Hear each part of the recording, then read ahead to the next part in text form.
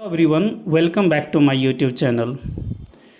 दोस्तों, आज हम लोग रैंक का जो प्रॉपर्टी है उसके बेस पे हम लोग ये 11 रिजल्ट अच्छे से लर्न करेंगे और अच्छे से इसको समझने की कोशिश करेंगे कि इसका अप्लीकेशंस पेपर में हम लोग कैसे कर पाएँ। दोस्तों, ये जो 11 रिजल्ट लिखा हुआ है ये the most important points in entire linear algebra. दोस्तों, ये इस बेस पे हमेशा ही कुछ ना कुछ टाइप का क्वेश्चन आता ही है, इसलिए मैं कह रहा हूँ कि बहुत ज़्यादा इंपॉर्टेंट है। थोड़ा सा मैं इसका लॉन्ग वीडियो बना के आप लोगों को समझा देना चाहता हूँ। ज़्यादा से ज़्यादा 5 मिनट्स का वीडियो बनाऊँगा और आपको अच्छे से समझाने की कोशिश करूँगा।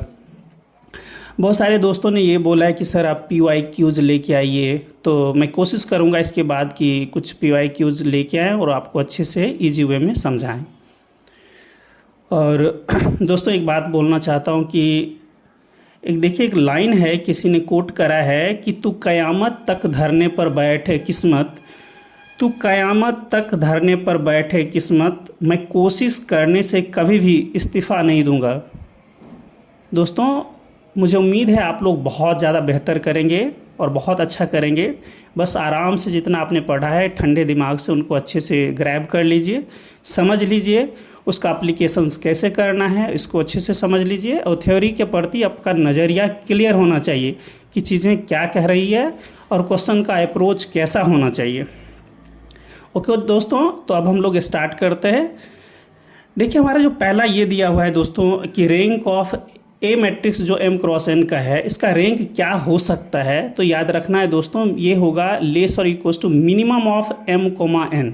मतलब इसका रैंक M भी हो सकता है और N भी हो सकता है, लेकिन जो भी होगा उसको मिनिमम होगा। जैसे दोस्तों A 2 क्रॉस 3 का मैट्रिक्स है तो इसका रैंक क्या हो सकता है दोस्तों, 2 हो सकता है ना। 4 क्रॉस 5 का रहेगा तो 4 हो सकता है। दोस्तों, ये मैंने बोला है 4 हो सकता है, 4 से लेस भी हो सकता है, इसलिए मैंने यहाँ पे लेस और इक्वल्स टू लिखा है ना। या तो उसका मिनिमम होगा या उससे लेस होगा, लेकिन वो मैक्सिमम के इक्वल नहीं हो सकता। सो इस चीज़ को आराम से ठंडे दिमाग से आप लोग लर्न कर लें और डिफरेंट जो मैट्राइसेस रहेगा अलग अलग ऑर्डर का, उस पर आप लोग चेक भी कर सकते हैं। Okay, now come to the second point. कहता है कि कोई स्केलर मल्टीपल है हमारे मैट्रिक्स का, तो क्या उसका ऑर्डर रैंक और गिवन मैट्रिक्स का रैंक सिमिलर होगा। तो यस दोस्तों, ये हमेशा अगर किसी मैट्रिक्स में किसी के नॉन जीरो से मल्टीप्लाई कर देंगे तो उसके रैंक पे कोई इफेक्ट नहीं पड़ेगा, ये आपको याद रखना है। थर्ड देखिए कि अगर दो मैट्रिक्स का प्रोडक्ट दिया रहेगा, उसका रैंक पूछेगा तो हम लोग कैसे निकालेंगे। तो इसके लिए देखिए कि 2-3 बातों का ज्ञान होना ज़रूरी है। पहला क्या है दोस्तों कि देखिए कि ए मैट्रिक्स का ऑर्डर मान लीजिए कि M क्रॉस N है और B मैट्रिक्स का ऑर्डर मान लीजिए कि N क्रॉस P है ना। तो N क्या है, कॉमन है, ठीक है ना। यहाँ पे दोस्तों ये नहीं है कि आप एक मैट्रिक्स का जो हमारा ट्रांसफॉर्मेशन के टर्म LT के टर्म हम लोग क्या लेते हैं, N को डायमेंशन ऑफ कॉलम स्पेस है ना लेते हैं ना, तो वो वाला आप ये मत समझिएगा क्योंकि ये प्रोडक्ट के टर्म है। तो जो भी उसमें है ना, 2 मैट्राइसेस और मैट्रिक्स का प्रोडक्ट कब होता है, जब फर्स्ट मैट्रिक्स का कॉलम नंबर ऑफ कॉलम और अगले मैट्रिक्स का नंबर ऑफ रोज सिमिलर होता है। तो वो आपको जो सिमिलर वाला है उसको याद रखना है। तो देखिए दोस्तों, rank of AB is greater equals to rank of A plus rank of B minus N, जो कॉमन रहेगा, और लेस और equals to minimum of rank of A rank of B होता है। दोस्तों, इस बेस पे 1-2 बार नहीं 3-4 बार नेट में और गेट में कई बार क्वेश्चंस पूछ रखा है। दोस्तों, पिछले साल ही आप लोगों ने देखा था रैंक ऑफ A स्क्वायर पूछ दिया था, तो क्या करना था, rank of A plus rank of A minus N less equals to minimum of rank of rank of A, है ना, इस टाइप का क्वेश्चन था। तो इस बेस पे क्वेश्चन आता है। दोस्तों देखिए, 4th नंबर पे हम लोग आते हैं कि अगर 2 मैट्रिक्स है उसका सम दे दिया और तब पूछता है कि बताइए इसका रैंक क्या होगा। तो देखिए इसका रेंज कैसे होगा कि ये rank of A minus rank of B निकाल लेंगे, rank of A rank of B निकाल लीजिए, सब्ट्रैक्शन करके मॉडुलस कीजिए और दोनों को सम कर दीजिए। तो rank of A plus B लाई करेगा modulus of rank of A minus rank of B, इससे बड़ा या बराबर रहेगा, और लेस और इक्वल्स टू होगा rank of A plus rank of B। इसको अच्छे से याद कर लीजिए, आप जब भी अप्लाई करेंगे क्वेश्चन पे तो आपको रियली में काफ़ी ज़्यादा हेल्प करेगा। फिफ्थ नंबर क्वेश्चन से देखिए, ये क्वेश्चन शायद 2019 में है या 2018 में आ रखा है दोस्तों, तो इसको थोड़ा आराम से ठंडे दिमाग से लर्न करते हैं। एक चीज़ तो याद रख लीजिए कि जो भी मैट्रिक्स रहेगा और मैट्रिक्स का ट्रांसपोज रहेगा, दोनों का रैंक हमेशा हमेशा ही सिमिलर रहेगा। तो पहली तो बात इस पर हमारा है ना कि जो भी डाउट्स है वो क्लियर हो जाना चाहिए। और देखिए इस चीज़ को ये बोलता है कि अगर हमारा मैट्रिक्स की जो एंट्री है अगर वो रियल नंबर से होता है दोस्तों, जैसे रियल से मैट्रिक्स हो गया, हार्मिशन मैट्रिक्स इस टाइप का रहेगा जो भी, तो उसका रैंक ऑफ ए और rank of A transpose, rank of A transpose, rank of A transpose, ये सब सिमिलर होता है दोस्तों। पिछले साल एक क्वेश्चन पूछा था कि रैंक ऑफ ए जो है दिया हुआ है मैट्रिक्स का 2 है, तो आप बताइए रैंक ऑफ ए ट्रांसपोज ये क्या होगा। तो देख रहे हैं इस रिजल्ट से हम लोग डायरेक्ट बता देंगे कि सर उसका भी 2 ही होगा, ठीक है ना। तो दोस्तों इसमें देख लीजिए फिफ्थ नंबर में क्या है, entries are comes from, entries कहाँ से आ रहा है दोस्तों, सेट ऑफ रियल से आ रहा है। सिक्स्थ में देखिए मैंने लिखा है कि मैट्रिक्स की जो एंट्री है वो कॉम्प्लेक्स नंबर से आ रहा है, यानी हमारा बेस फील्ड क्या है दोस्तों, फील्ड है कॉम्प्लेक्स नंबर।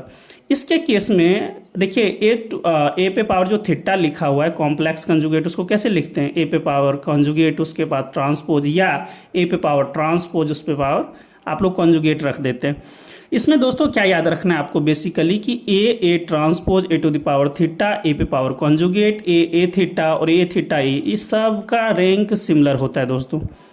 तो ऊपर वाला फिफ्थ और सिक्स्थ आपको रियली में ही अच्छे से याद करने की ज़रूरत है। मैं चाहता तो इसको बहुत सारा पॉइंट्स बना सकता था अलग अलग करके, लेकिन मुझे उम्मीद है इस लेवल पे चीज़ें आपको अच्छे से समझ में आ रही होगी।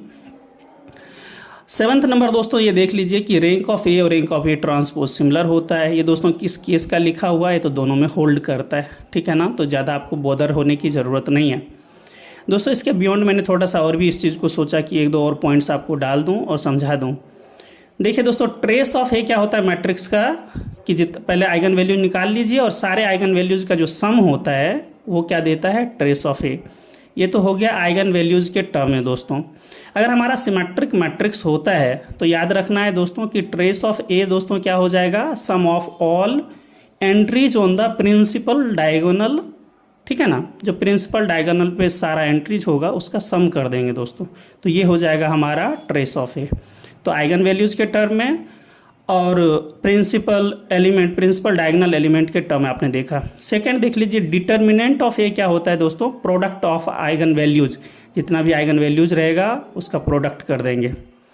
कभी कभी आप लोगों को ये बहुत ज़्यादा हेल्प कर देगा डायरेक्ट भी, कि एक भी आइगन वैल्यूज आ गया तो डिटर्मिनेंट जीरो, डिटर्मिनेंट दोस्तों जीरो हो गया तो मैट्रिक्स का है ना क्या रह जाएगा बिहेवियर, कि वो सिंगुलर हो जाएगा, है ना। All eigen values are non zero तो determinant should be non zero. इस केस में क्या दोस्तों क्या आ जाएगा कि हमारा जो मैट्राइसेज रहेगा, मैट्रिक्स रहेगा, वो कैसा दोस्तों बन जाएगा, नॉन सिंगुलर बन जाएगा। तो ये सब आप लोगों को बेसिक चीज़ें हैं, काफ़ी हेल्प करेगा। 11th में मैंने डिटर्मिनेंट को इसके टर्म में लिख के छोड़ दिया है दोस्तों, इस पे ज़्यादा कुछ वो मत ध्यान दीजिए दोस्तों। मैं एक बात ज़रूर कहना चाहता हूँ कि ये जितना भी शॉर्ट ट्रिक्स लिखा गया है, हो सकता है किसी जनों को बहुत अच्छे से समझ में आ जाए, जो एक दो बार अच्छे से तैयारी कर रखे हैं उनके लिए तो रियली में काफ़ी ज़्यादा हेल्पफुल रहेगा। लेकिन जो दोस्त अभी स्टार्ट कर रहे हैं बीएससी में, एमएससी में, या जिन्होंने अभी सीएसआर नेट की तैयारी स्टार्ट करा है, शायद उनके लिए ये थोड़ा सा ये लगे कि डायरेक्ट में रट के जाऊँ और यूज ना कर पाऊँ पेपर में, ठीक है ना। तो दोस्तों उनके लिए मैं ज़रूर बोलता हूँ कि आप पहले अच्छे से बेसिक्स तैयार कर लें, बेस को समझ लें कि चीज़ें कैसे कर रही है, उसके बाद आप ये रिजल्ट्स को यूज़ करने लायक बन जाएंगे। ओके दोस्तों, तो thank you so much for watching दोस्तों, and wish you all the very best for this upcoming exam. और बहुत अच्छा करें आप लोग, और ज़िंदगी के प्रति हमेशा सकारात्मक रहें, ऊर्जावान रहें, और अच्छा से अच्छा जो भी कर सकें आप लोग अच्छा करें, ठीक है। तो दोस्तों मिलते हैं अगले वीडियोज़ में। और एक बात मैं ज़रूर कहना चाहता हूँ दोस्तों कि मैं आप लोगों का एक भी मिनट का टाइम वेस्ट नहीं करूँगा अपने वीडियोज़ के थ्रू, लेकिन मैं चाहता हूँ कि थोड़े सब्सक्राइबर बढ़े, ठीक है ना दोस्तों। तो अपने दोस्तों को ज़रूर फॉरवर्ड करें, काफ़ी ज़्यादा इन्फॉर्मेटिव वीडियोज़ में लाता हूँ। और जो भी नए दोस्त देख रहे हैं चैनल को, वीडियोज़ को, वो प्लीज़ करके सब्सक्राइब कर लें। थैंक यू सो मच दोस्तों। तो मिलते हैं दोस्तों अगले वीडियोज़ में। Okay, thank you so much.